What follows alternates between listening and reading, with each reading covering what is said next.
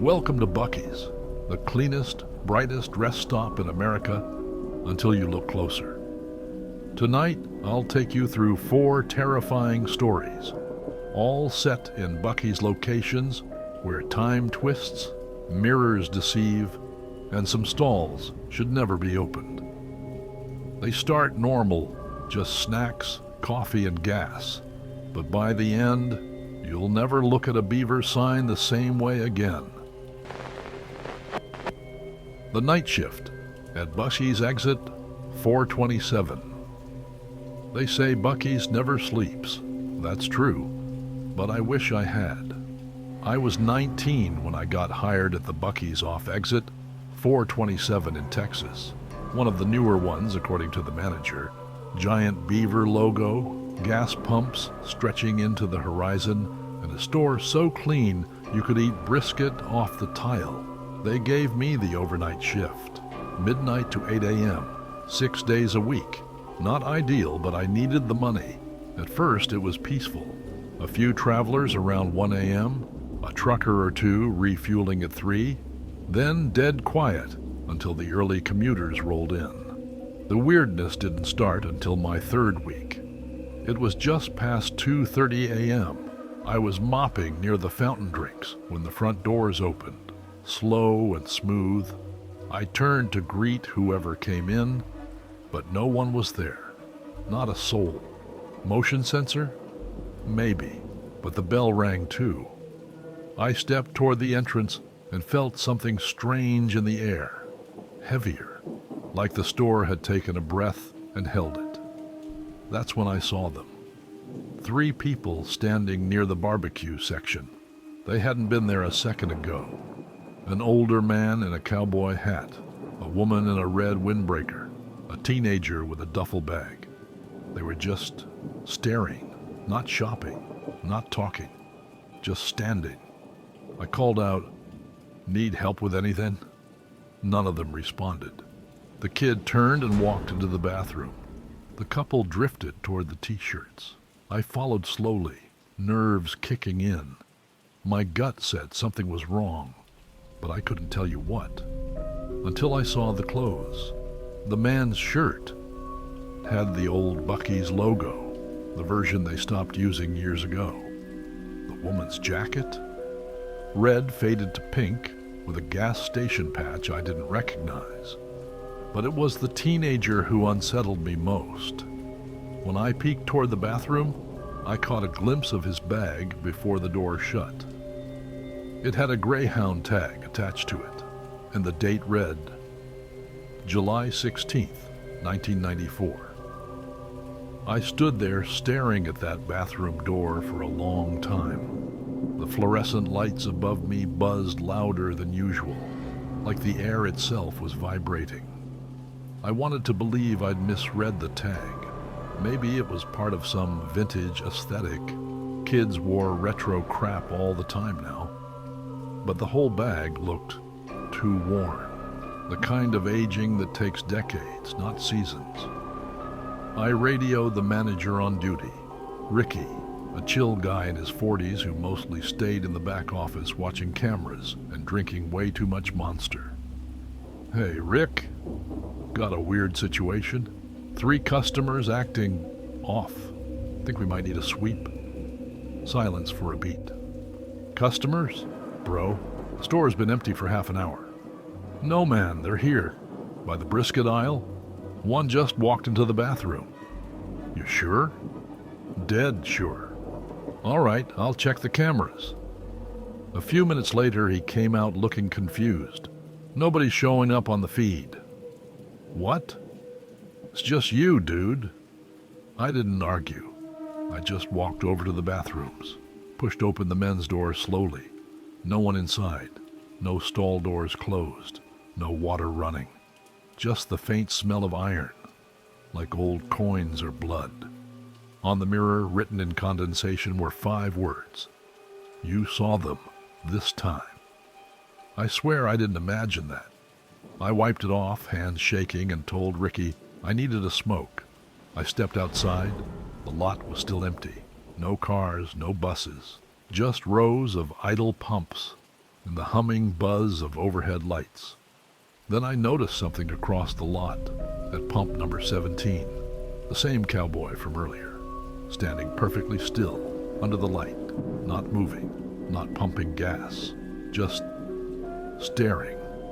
I started walking toward him cautiously. Every step made my skin crawl like I was approaching a snake in tall grass.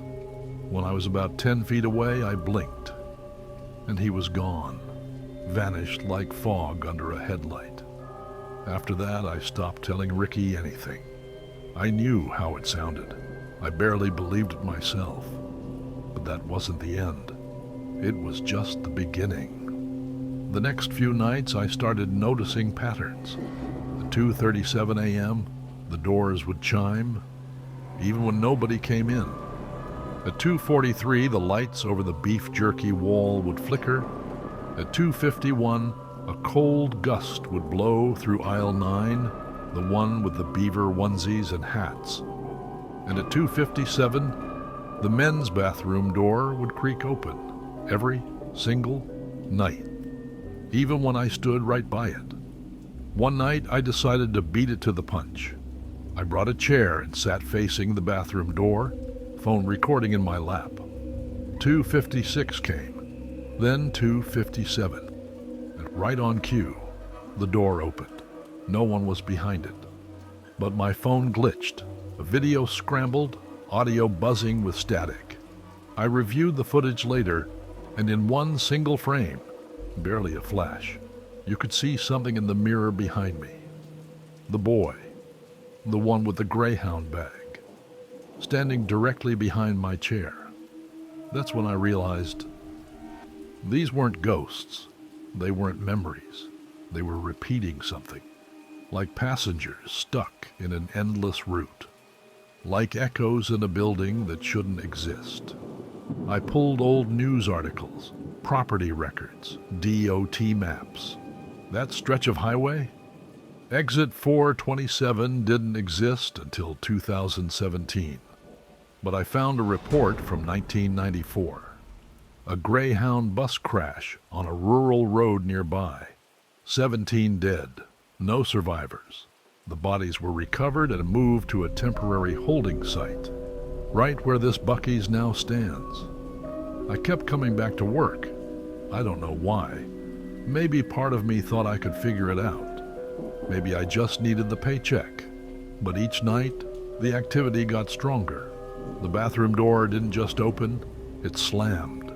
The cameras didn't just glitch, they froze for hours. And the people, they started talking. Not clearly, not all at once, but in fragments, like pieces of a broken tape playing at the wrong speed. He didn't stop the bus. We never made it. I was only 16. One night, I followed the boy. I waited by the restroom until the exact moment the door opened, then stepped inside, right behind him. There was no hesitation. He looked at me in the mirror. His eyes were dark. Not evil, just hollow, like they'd been waiting too long. He spoke only once. We don't know we're dead until someone sees us. And then he vanished. That same night, Ricky called me into the office. Weirdest thing, he said. This old guy showed up asking for you. Old guy? Cowboy hat. Said he used to drive Greyhound. Said he's sorry. He handed me a folded paper towel.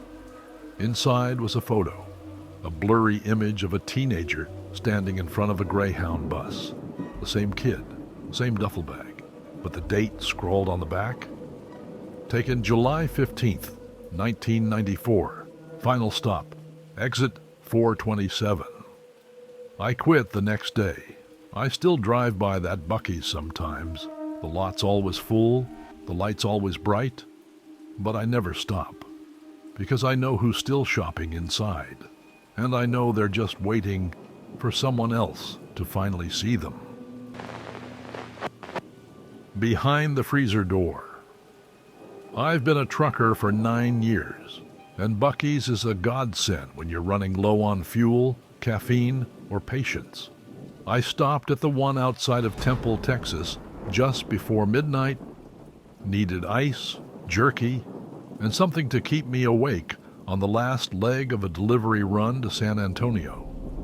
Everything felt normal, too normal. The store was nearly empty. A teenage cashier nodded as I walked past the barbecue wall. I made my way to the back freezer, the big walk-in unit with sliding glass doors and that industrial hum in the air. I opened the door for a bag of ice and saw a hallway, not a reflection, not a maintenance space. A hallway inside the freezer, lit by dull blue lights, walls of fogged-over steel. The floor was wet, like a meat locker left open too long. I leaned in, thinking maybe I'd caught a weird angle. But then the lights in the hallway flickered on one by one, leading deeper inside. I should have walked away. Instead, I stepped in. The door shut behind me, hard. I spun, grabbed the handle, locked, sealed. No noise from outside, but I could still hear something. Breathing, not mine, not human, low, ragged, coming from somewhere deeper in the fog. And then I saw it, a wet handprint on the steel wall, followed by another. Then the lights ahead started shutting off, one by one, coming toward me. I left the bag where it fell, didn't even ask for a refund. I just walked out, climbed into my cab, and sat there with the engine running, trying to convince myself that I'd hallucinated the whole thing. Maybe I was just tired. Maybe the freezer was colder than it should have been. Maybe that hook had already been in there, and I'd imagined everything else. But the smell of rust on my hands wouldn't go away.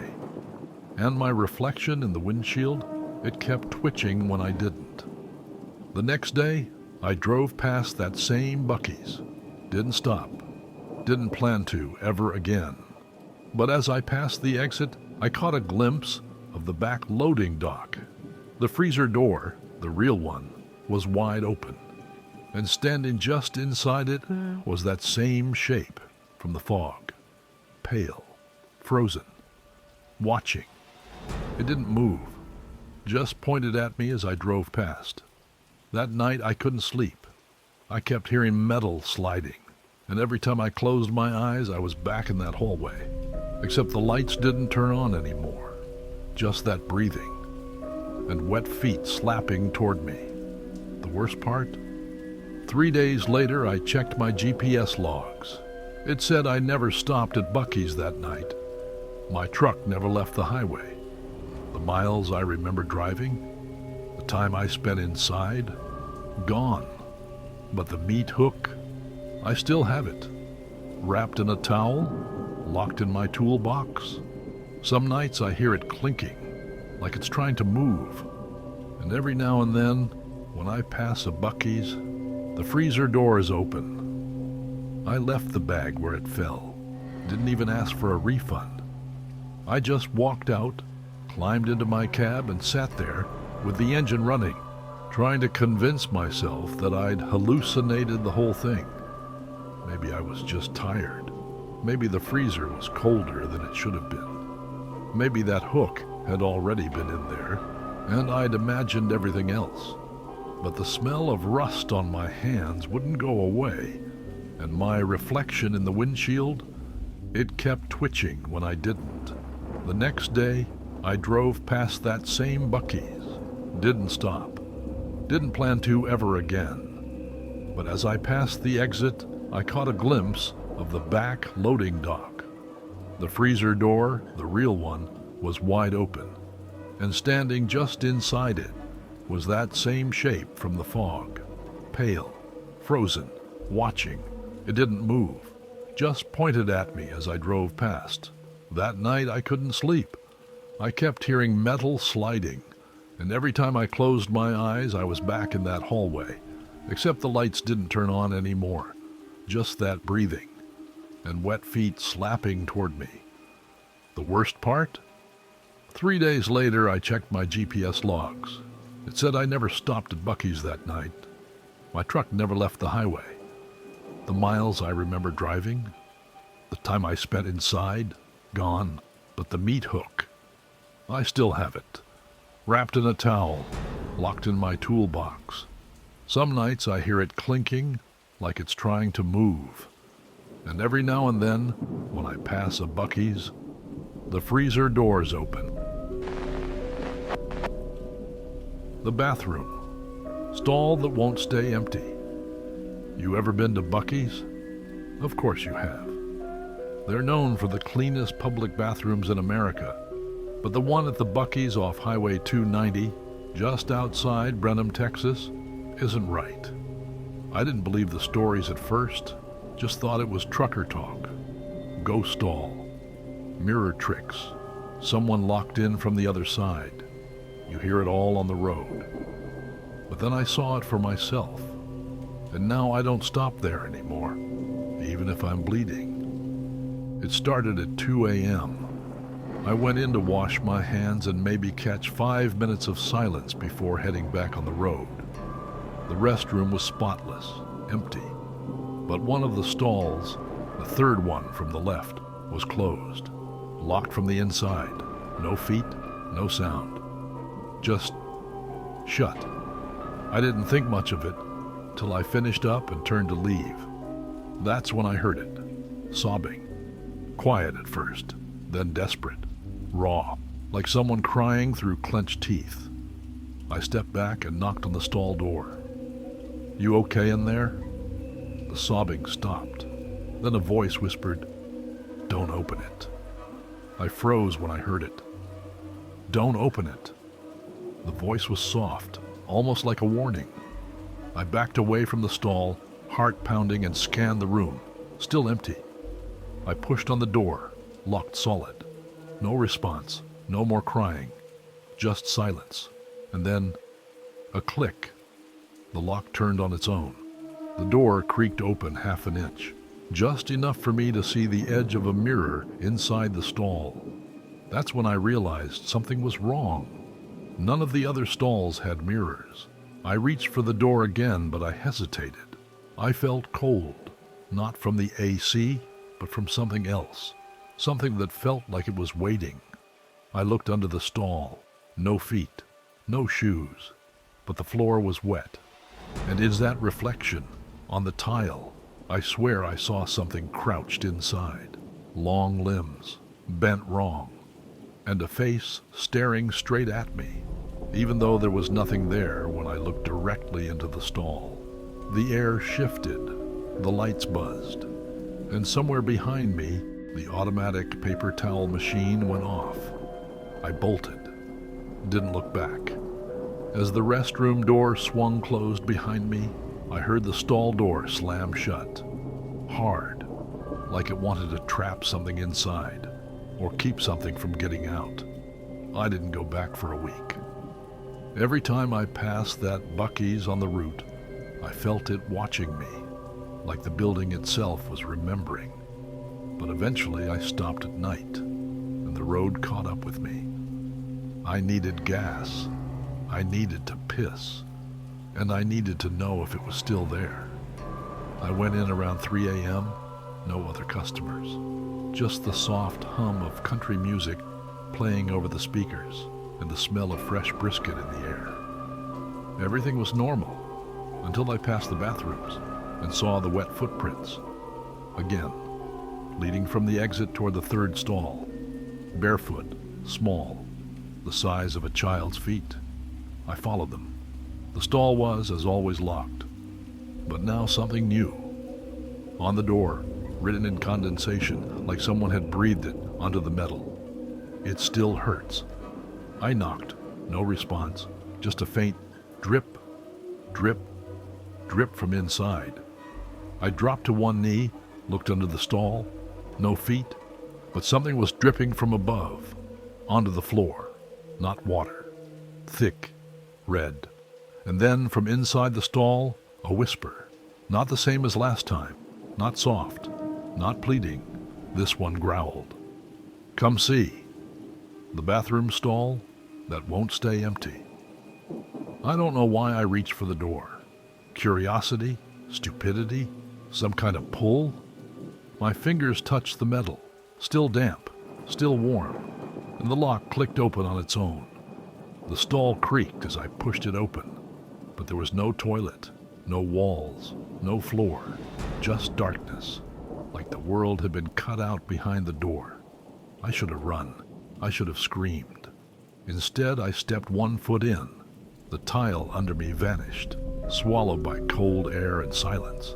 And then a face stared up at me from beneath the black. It looked like mine, but broken, pale, lips moving without sound, mouthing the words, "You left me here." Something grabbed my ankle. Cold fingers, long, wet. I kicked, staggered back, slammed the stall shut. I locked it, and the lock clicked again on its own.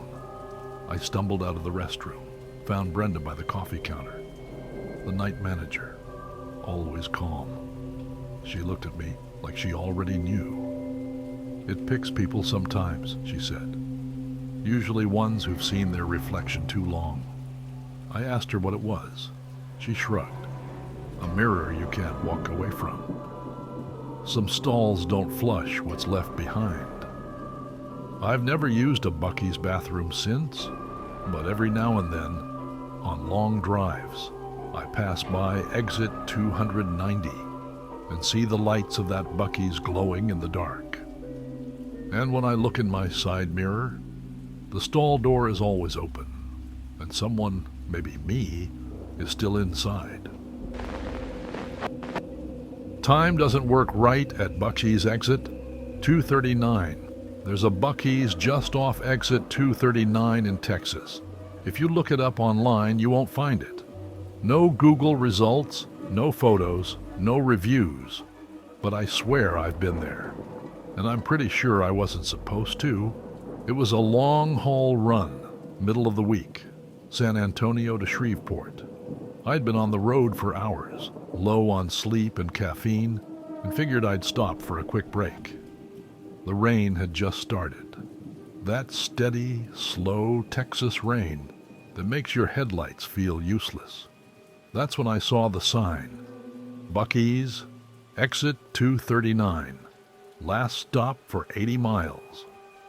I didn't remember ever seeing that exit before, but I wasn't about to miss a Buc-ee's. Pulled off the highway, cruised into a massive, half-lit parking lot. Rows of pumps, all empty. A single gas station, glowing in the mist. That giant beaver, smiling like always. It felt off. Not creepy, just too quiet, too perfect. Inside, everything looked normal at first. The same warm smell of brisket and sugar. The same walls of snacks and merchandise. But as I walked in, something was strange. My phone reset, shut off, glitched, restarted itself. The lock screen popped up, and the time read 3:17 a.m. I blinked, because it had also said 3:17 when I parked. I shrugged it off, figured maybe I hadn't looked at the time closely, but when I came out of the restroom, it was still 3:17. I asked the cashier if their clocks were broken. She smiled like she didn't hear me, just kept scanning a soda that wasn't in anyone's hand. And that's when I noticed something else. Every person in the store was doing the exact same motion, again and again. One guy picking up chips and putting them back, a woman flipping through the same 3 shirts, a kid tapping his phone, but the screen wasn't on. Looping. I left my cart in the middle of the aisle. None of them noticed. The looping customers. The cashier scanning an invisible soda. They were trapped in some kind of replay. Or maybe I was the one out of sync. I pulled out my phone, still 3:17 a.m. I checked my truck's dash cam feed remotely. It had gone black the moment I parked. The file timestamp just said, : no data. That's when I decided to leave, to run if I had to. I turned to the exit and walked straight into myself. Not exactly me, close, same boots, same jacket, but older, tired, and pale as hell. He looked right at me and said, "Don't forget this time." Then vanished. No sound, No flicker. Just gone. I sprinted outside into the rain, but the parking lot was different now. My truck was there, but older, rusted, windshield cracked, and the license plate was my old one from 5 years ago. Inside the cab, through the foggy glass, I saw something on the seat. A receipt. I yanked the door open. The receipt said, Buc-ee's, exit 239. Date, March 6th, 2017. Time, 3:17 a.m. Item, 1 refill, 1 regret. And on the back, written in my handwriting, you left me here. Time doesn't work. Right at Buc-ee's exit, 239. I didn't get back in the truck. I backed away, heart pounding, the rain hitting harder now, like the sky was trying to bury the moment. I turned to look at the building and noticed something terrifying. The lights weren't flickering anymore. They were cycling, on, off, every few seconds, perfectly timed, like a clock. And each time the lights went out, the people inside moved one step, always the same step. The cashier scanned. The kid checked a phone. The man reached for chips, and every light cycle, they did it again. Exactly the same. I heard the chime behind me, turned. A second me, another version was walking into the store. Same boots, same jacket, same walk. I wanted to scream at him, stop him, warn him, but I couldn't move because I remembered. I'd done this before. I was in the loop too. I'd seen the sign, pulled off the highway, stepped into Buc-ee's at 3:17 a.m., and now I was just watching it happen again. I ran, full sprint, off the lot, down the service road, into the night. Eventually I reached a gas station 10 miles out, called a buddy, got picked up. I never found exit 239 again. No Buc-ee shows up in that stretch of highway. No exit number, no building, nothing.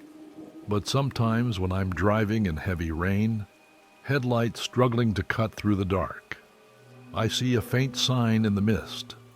Buc-ee's exit, 239, last stop for 80 miles. And the clock on my dash flickers. 3:17 a.m. Some places are known for their food, their restrooms, or their convenience. But the ones you really need to watch out for are the ones that never close.